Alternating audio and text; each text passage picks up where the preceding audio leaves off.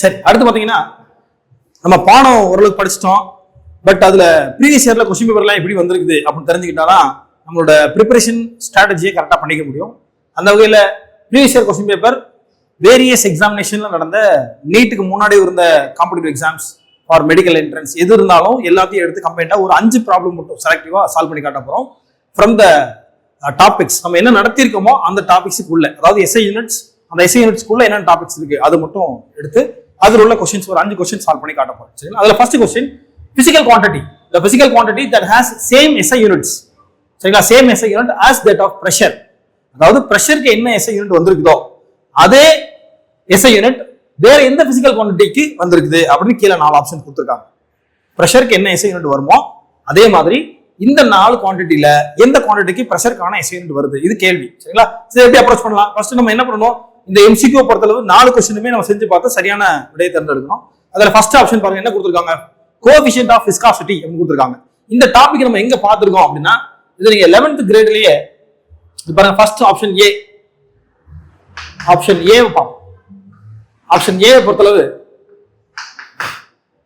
Coefficient of viscosity அப்படின்னா ஈட்டான்னு அர்த்தம். இந்த ஃபார்முலா எங்க பார்த்திருக்கோம் அப்படின்னா, force equal to 6 pi eta r terminal velocity அப்படின்னு ஸ்டோக்ஸோட ஒரு ஃபார்முலா. இந்த ஃபார்முலால தான் இந்த viscosity, coefficient of viscosity eta அப்படின்ற சிம்பல் வருது. இதெல்லாம் அவங்க கேட்டிருக்காங்க. சோ நம்மளோட ஃபார்முலாவை இதுக்கு ஏத்த மாதிரி நம்ம கன்வெர்ட் போறோம். மாத்தலாமா? இப்போ 6 பை ஈட்டா ஆர்வில ஈட்டாக்கு இந்த ஃபார்முலாவை நான் கன்வெர்ட் பண்றேன். இப்போ ஃபோர்ஸ் இந்த பக்கம் இருக்கு, அதை அப்படியே வச்சுக்கிட்டோம். 6 பை ஆர் விடி இது எல்லாத்தையும் ஒரு சைடு கொண்டு வர போறோம். 6 பை ஈட்டா ஒரு சைடு இருக்கு, ஆர் வி டெர்மினல் வெலாசிட்டி இதெல்லாம் ஒரு பக்கம் கொண்டு போயாச்சு. ஃபோர்ஸ்க்கான SI யூனிட் என்ன? ஃபோர்ஸ்க்கான SI யூனிட் பாருங்க, கேஜி மீட்டர், அதாவது மாஸ் இன்டு ஆக்சலரேஷன், அதான் ஃபோர்ஸ். ஆக்சலரேஷனுக்கு ms power -2. இந்த 6 பைக்கு வந்து SI யூனிட் கிடையாது, அது ஒரு கான்ஸ்டன்ட் வேல்யூஸ், அதனால அதை விட்டுறோம். ஆர்ன்றது மீட்டர்ல தான் அளக்குறோம், radius just metre, velocity metre per second. சரிங்களா? சோ இந்த மீட்டர் கேன்சல் பண்ணிடலாம். செகண்ட் பவர் -1 இந்த -2 கூட கேன்சல் பண்ணிடலாம். ஓகே, மீட்டர் மேல வந்துருது. Suppose at any cost KG metre inverse second இன்வர்ஸ்ன்றத நமக்கு ஆன்சரா கிடைக்குது. இது வந்து பிரஷரோட யூனிட்டா அப்படின்னு பார்த்தா, பிரஷருக்கு என்ன யூனிட் வந்திருக்கும் அப்படின்னா ஃபோர்ஸ் பை ஏரியா இல்லையா? அப்போ கேஜி மீட்டர் செகண்ட் பவர் -2 இது ஃபோர்ஸுக்கு பை மீட்டர் ஸ்கொயர்.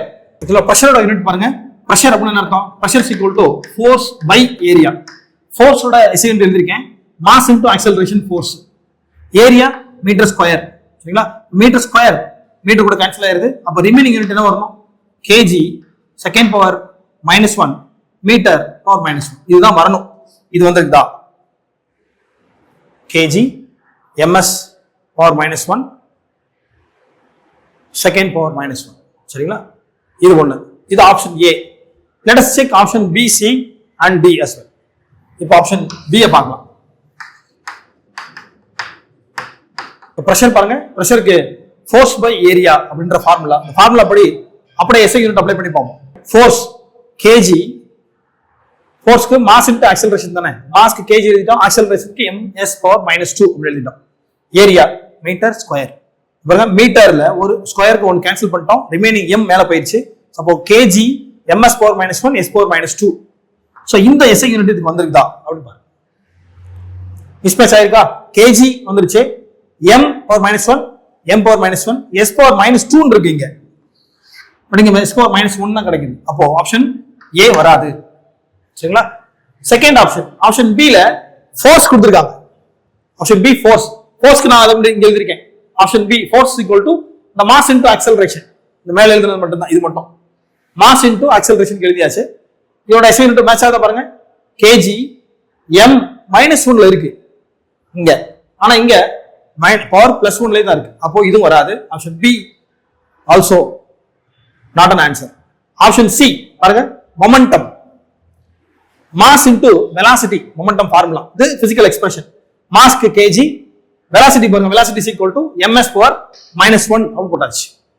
ஓகே, இந்த ஃபார்முலா இது மேட்ச் ஆகுதா பாருங்க, இந்த ஃபார்முலாக்கு அது இல்லாதனால இதுவும் ஆன்சர் இல்லை. Option C is also not an answer, இது ஆன்சர் இல்லை. Option D stress by strain, இதான் ஃபார்முலா, யங்ஸ் மாடுலஸோட ஃபார்முலா. ஆப்ஷன் டி தான் கொடுத்துருக்காங்க, யங்ஸ் மாடுலஸ் ஆஃப் எலாஸ்டிசிட்டின்னு கொடுத்துருக்காங்க.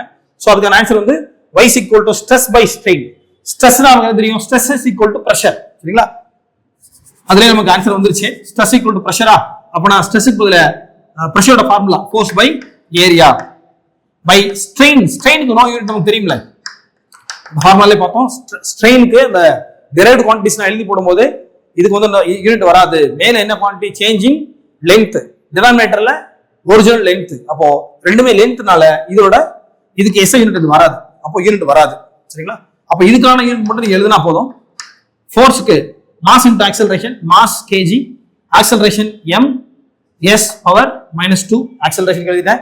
அதுக்கப்புறம் ஏரியான மீட்டர் ஸ்கொயர் பாருங்க, அதே மாதிரி கிடைக்குது. எம் மேல போயிடுச்சுன்னா அப்போ kg m inverse s power -2. So இதுதான் எக்ஸ்பெக்டட் ஆன்சர் வந்திருக்கா பாருங்க, கேஜி எம் பவர் -1 வந்திருக்கு, s power -2. So option d correct. இப்படிதான் ஒரு கொஸ்டின் சால்வ் பண்ணணும். நீ அடுத்தடுத்து இன்னொரு இதே மாதிரி இன்னும் 4 கொஸ்டின் அடுத்து நான் சொல்றேன். Second question. ஸோ ப்ரீவியஸ் பேப்பர்ல நீட்ல 2019 இந்த கேள்வி ஏற்கனவே கேட்டிருக்காங்க, அதான் பார்க்க போறோம். The unit of thermal conductivity அப்படின்னு கேட்டிருக்காங்க, சரிங்களா? இதான் 4 ஆப்ஷன் அவங்க கொடுத்துருக்காங்க. இந்த 4 ஆப்ஷன்ல எந்த ஆப்ஷன் நமக்கு சரியா வருதுன்னு நம்ம பாத்துறோம். ஸோ இதுக்கு நம்ம 4 ஆப்ஷன் தனித்தனியா எடுத்து நம்ம அதை ஃபுல்லா ஒர்க் அவுட் பண்ணணும் அவசியம் இல்லை. டைரக்டா சொல்யூஷன் கண்டுபிடிச்சு அதை அப்படியே போட்டுடலாம். இது ஒரு மெத்தட், நீங்க பாத்துங்க. சொல்யூஷன்ல பாருங்க, இப்போ தெர்மல் கண்டக்டிவிட்டி இதோட ஃபார்முலா என்ன எக்ஸ்பிரஷன் பாருங்க. Thermal conductivity at rate of flow of heat energy per unit time proportional to area of cross section inversely proportional to the length of the conductor. கண்டக்டருக்கு inversely ப்ரொபோஷனலா இருக்கும். நீளம் ஜாஸ்தி இருந்துச்சுன்னா ஸ்லோவா தான் கண்டக்டிவிட்டி அடுத்த எண்ட் வரைக்கும் நடக்குது. ஏரியா ஆஃப் கிராஸ் செக்ஷன் அதிகமா இருந்துச்சு, ஏரியா ஆஃப் கிராஸ் செக்ஷன் ஜாஸ்தி இருந்துச்சுன்னா ஃப்ளோ ஆஃப் ஹீட் அதிகமா ஃபாஸ்டா போயிடும். அந்த பேஸ் பண்ணி இதை எழுதிருக்கோம். அதை பேஸ் பண்ணி அதே மாதிரி சேஞ்ச் இன் டெம்பரேச்சர் டிஃபரன்ஸ், ஒரு எண்ட்ல இருந்து இன்னொரு எண்டுக்கு டிஃபரன்ஸ் எப்படி இருக்குன்னு பார்த்துட்டு, cool end to hot end or hot end to cold end வந்து ஃபாஸ்டா வந்து நீங்க ஹீட் எனர்ஜி மூவ் ஆகிறத நீங்க பார்க்க முடியும். அப்போ நீங்க பாருங்க, அந்த படத்தை நீங்க எப்படி புரிஞ்சுக்கலாம். இப்போ இது ஒரு எண்டு, இந்த ஒரு எண்டு, இந்த ஒரு எண்டோட டெம்பரேச்சர் T1 வச்சுக்கலாம், இதோட டெம்பரேச்சர் T2 வச்சுக்கிறீங்க. இது வந்து ஹாட் எண்டா இருக்கு, இது கோல்டு எண்டா இருக்கு, கம்மியான ஹீட்டா இருக்கு. அப்ப இது நீங்க hot to cold heat energy transmit ஆகுது. அப்படி ஹீட் எனர்ஜி டிரான்ஸ்மிட் ஆகும்போது இந்த length and cross section area, so the length and cross section area இது, அப்புறம் சேஞ்ச் இன் டெம்பரேச்சர், இது மூணு எப்படி flow of heat energy with respect to time கூட ரிலேட் ஆயிருக்கு அப்படின்றதுக்கான ஃபார்முலா தான் இது, சரிங்களா? So flow of heat energy from one end to another end is directly proportional to the cross section area. Cross section area அதிகமா இருக்கு, flow of heat with respect to time அதிகமா நடக்கும். Length ரொம்ப ஜாஸ்தி இருந்துச்சுன்னா ஸ்லோ ஆயிரும், அதனால inversely proportional எழுதிருக்கும். So இது வந்து அப்படியே எஸ்ஐ யூனிட்டுக்கு அதை மாத்திடலாம். இந்த எக்ஸ்பிரஷனுக்கு எஸ்ஐ யூனிட் எழுத போறோம், அவ்வளவுதான். இங்க பாருங்க, dH by dt இது என்னது? Energy with respect to time, சரிங்களா? ஹீட்ன்றது heat energy with respect to time or work by time கூட நீங்க புரிஞ்சுக்கலாம். இது வந்து வாட் அப்படி சொல்லலாமா? SI unit flow of heat energy with respect to time is watt equal to proportionality எடுத்துட்டு ப்ரொபோர்ஷனாலிட்டி கான்ஸ்டன்ட் K அப்படின்னு ஒன்று இன்ட்ரோடியூஸ் பண்றேன், சரிங்களா? ப்ரொபோர்ஷனாலிட்டி கான்ஸ்டன்ட் K அல்லது கான்ஸ்டன்ட் C கூட வச்சுக்கோங்க. A என்னது? மீட்டர் ஸ்கொயரா? Metre square. லென்த் மீட்டர்ல இருக்கு. சேஞ்ச் இன் டெம்பரேச்சருக்கான SI unit kelvin, so kelvin K போட்டுக்கிறோம். இப்போ என்ன क्वेश्चनல கேட்டிருக்காங்க? தெர்மல் கண்டக்டிவிட்டி அப்படின்றது இந்த ப்ரொபோர்ஷனாலிட்டி கான்ஸ்டன்ட் C இருக்கு இல்லையா, இதுதான் தெர்மல் கண்டக்டிவிட்டி.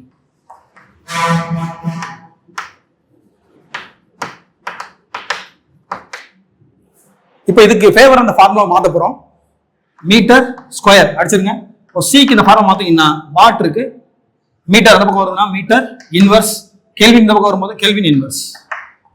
இந்த எக்ஸ்பிரஷன் given ஆப்ஷன்ஸ்ல எங்க இருக்குன்னு பார்க்கலாம். ஆப்ஷன் சில இருக்கு watt per metre per kelvin. So option C is correct.